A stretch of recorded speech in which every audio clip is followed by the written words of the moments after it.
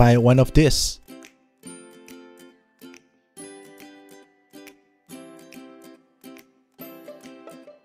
Peel off the label.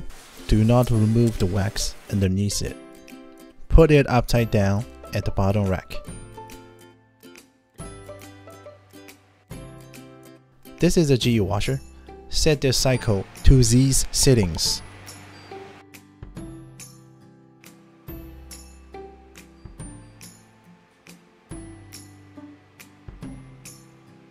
Then start the dishwasher.